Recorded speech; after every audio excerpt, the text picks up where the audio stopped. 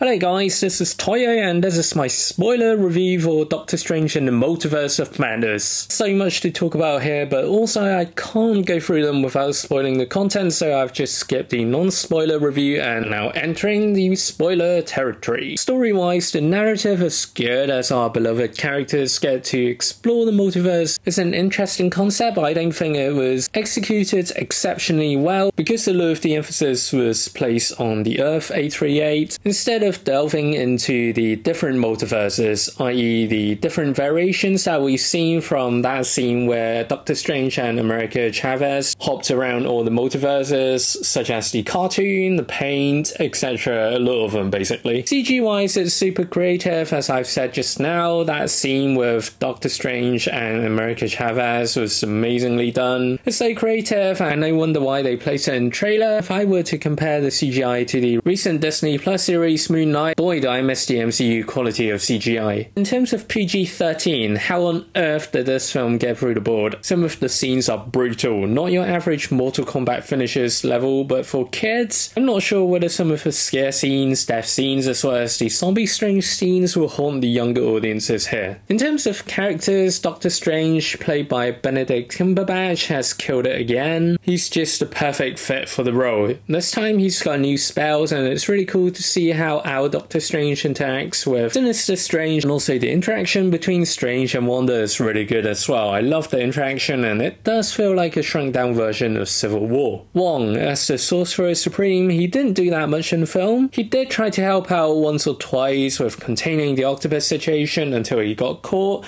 He also tried to take on Wanda until he got thrown over the cliff. I would have loved to see more Wong kicking more ass, but as a supporting character, he's there. Just there.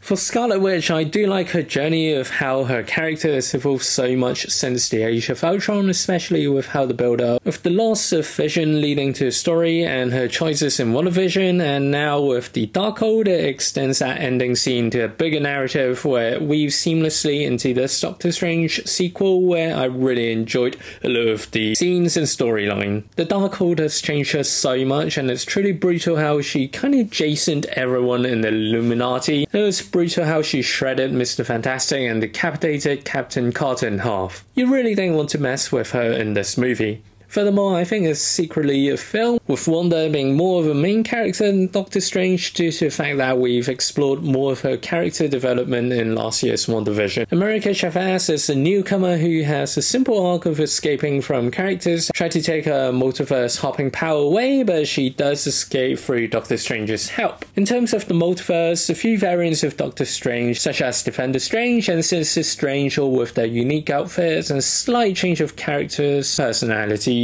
Also, not to forget, we have the variants for Wanda as well here. Other than that amazing scene in the trailer where Strange and Chavez hop through the different multiverses, we actually do not get to explore that many multiverses, and understandably there are only 2 hours and a bit for the film to happen, but I do like the sense of world exploration because it does bring back some of the vibes from Sliders, which was one of my favourite shows back then in the 90s. Illuminati, as we've come to expect, there are a few cameos in this world, i.e. 838, for example John Krasinski's Mr. Fantastic, Patrick Stewart coming back as a version of Professor X, Captain Carter as we've seen from the What If episode. This is all good and fun to see them being on the same screen, however they don't serve too much purpose other than being all annihilated by Scarlet Witch in like 5 minutes. In terms of the cinematography, you do find a lot of Sam Raimi's DNA through a lot of the shots that are reminiscent to films that were set decades ago. For example, you have seen the spinning shots closing up on doors being slammed, or the scene where the characters overlap with each other on screen, and you have Scarlet Witch's eyes at the center, which is something I think that creates that distinct style of the shot. I really dig the music on the background as well during that scene. Finally, things that I don't like. For the first 2/3 of the film, everything was engaging. You've got scenes with the octopus fight, Scarlet Witch destroying the Sanctum place on top of the mountain, and some exploration through the multiverses, including the Illuminati, but the pacing slows down in the last third of the movie, starting with Strange encountering Sinister Strange, and that fight sequence was, I don't know what to make of it. It's like they've drafted this really cool concept of fighting with musical notes, but when executing the scene, for me, it wasn't really punchy enough, nor does it make a memorable impact for me.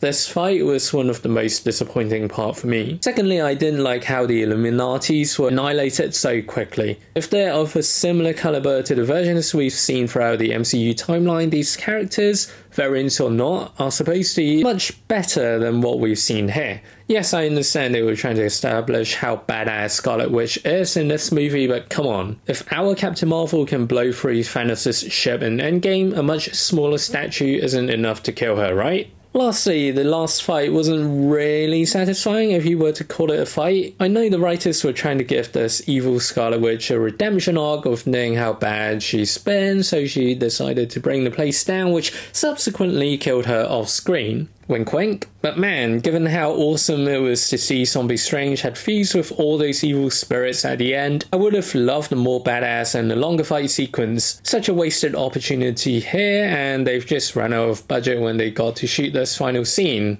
I can only assume.